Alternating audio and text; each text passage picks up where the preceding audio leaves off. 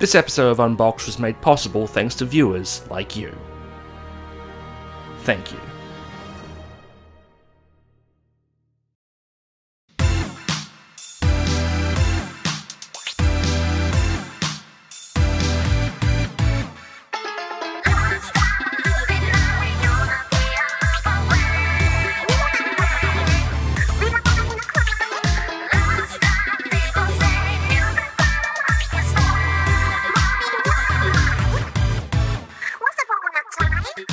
Two years after its incredibly successful debut on Wii U, it's time to once again be a kid. And a squid. Who's sometimes a kid, and a squid, but usually is a Splatoon 2. As someone who absolutely loved the original, this has been the game I've been most excited for. Even more than Mario Odyssey. But does Splatoon have enough for a sequel? Well, let's find out. But before we start, seriously, Nintendo? You didn't even consider calling it this? It was right there for the taking!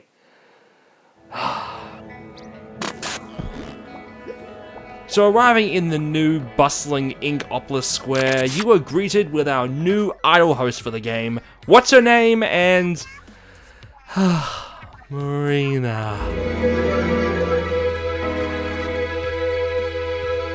Okay, enough joking about Pearl. But that leaves the question, what happened to the Squid Sisters? Marie and what's her name? Well, Marie is now the main focus of Splatoon's single-player campaign, which was introduced with an 8-chapter backstory on the game's website.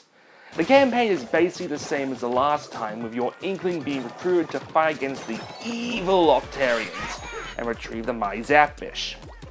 But the real meat of this game is the multiplayer. If you weren't one of the 4.5 million people who bought the original, Splatoon is all about teaming up with 3 other Inklings armed with a variety of ink-shooting weapons on any number of maps. The main mode is Turf War, which is simply covering more of the map with your ink than the opposing team when the time runs out. While playing, you are able to switch to your squid form and swim in your team's ink. But wandering through your opponents will be like wading through molasses.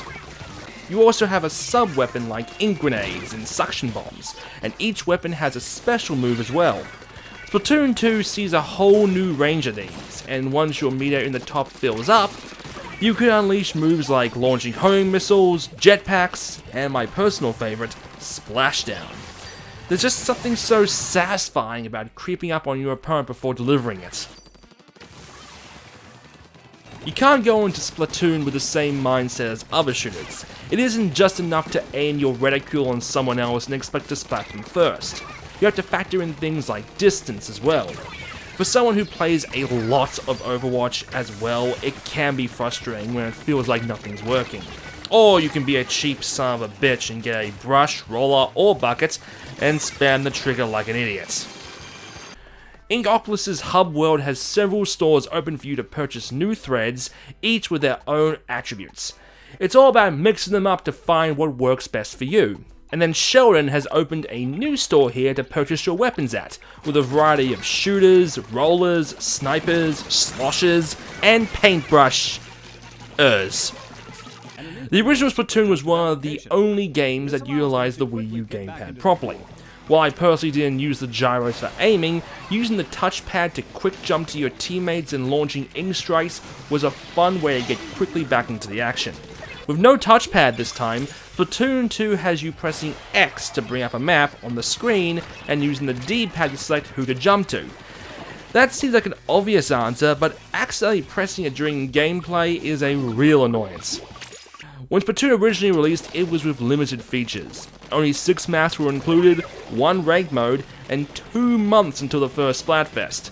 With Splatoon 2, we've already had our first taste of victory with Team Ice Cream. Oh, don't give me that look. We all joined for the same reason.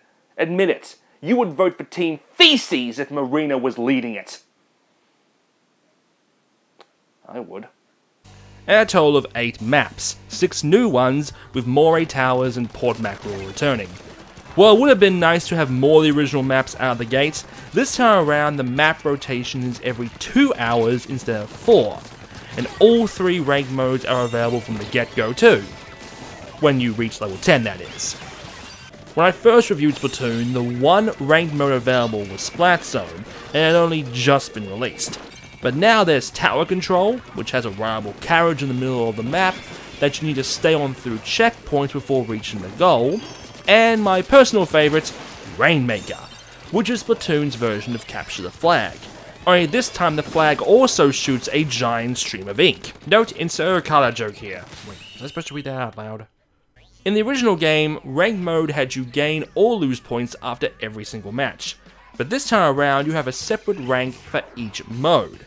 And instead of losing progress after every defeat, instead, the new media system has brought in more room for leeway. It's one of those small improvements over the first you see. Sadly, while things like fast-forwarding through Sheldon's intro of all the new weapons you unlock, and not having to go to the announcement screen every time the maps change are great, there are still those small issues like, oh I don't know, not being able to leave a lobby that's in search.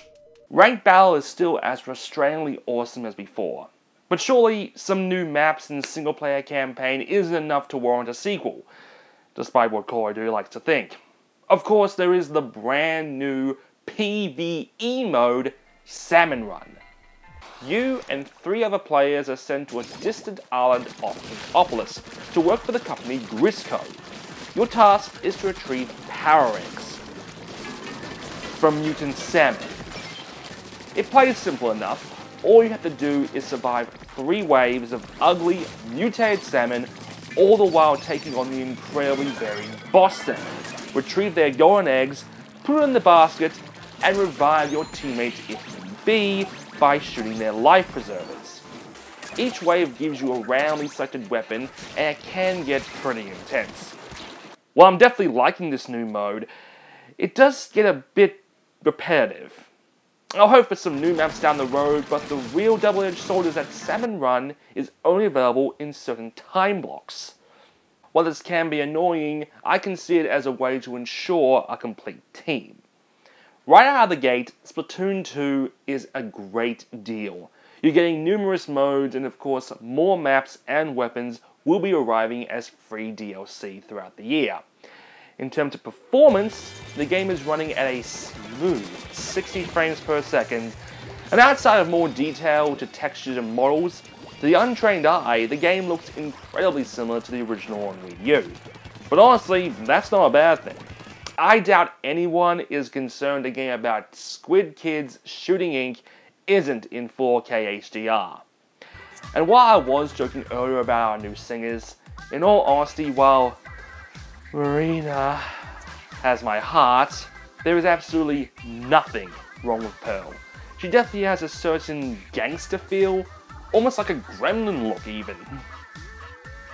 But Splatoon 2 also sees the debut of the Switch's long-awaited mobile companion app, which features Splatnet 2 with all your stats and the schedule for maps, but also features the fabled voice chat system.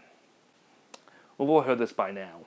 To get voice chat on the Switch, you need to use a headset connected to your mobile phone, but we also have specially designed headsets which allow you to plug into both your Switch and phone via a special adapter, thus allowing you to hear and speak at the same time. I can't begin to describe how complicated the setup is.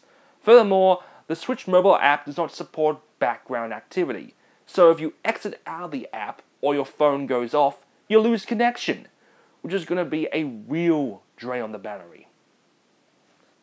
Nintendo, this is a headset. About 20 bucks. I can plug this into my Xbox or PS4 controller and get audio and voice, no fuss whatsoever.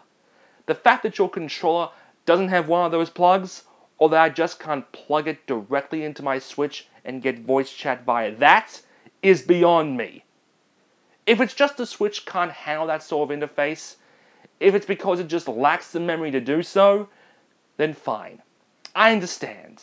I think it's incredibly stupid and short-sighted, but I understand. But don't try and spin this in a way to make portable gaming easier. The last thing I want to worry about while gaming on the go is checking to see if the secondary device is communicating properly. Look, Guys, just admit you don't want to do voice chat. I mean, I've been on live in PSN. I know how bad it can get.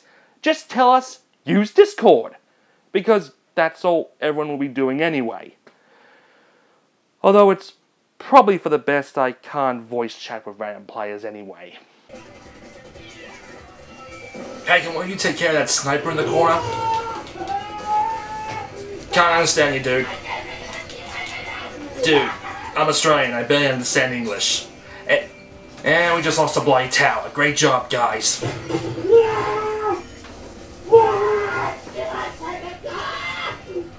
Look, guys, I know you mean well with this online interface, but if you're going to expect to charge for this service, you're going to have to understand that this will not work.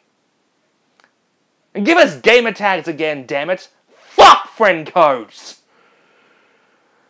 As for Splatoon 2's online itself, connections have actually been pretty good. While I have seen a random disconnect here and there, it isn't as bad as last time. However, something needs to be addressed when teams do lose players. I know Nintendo are already disciplining players who drop intentionally, but maybe some sort of backfill, especially when it comes to ranked. These issues don't take away from what is a very fulfilling title. I'll be spending a lot of my free time with this game, and I could keep going on and on about what's available here, but we'd be here all day.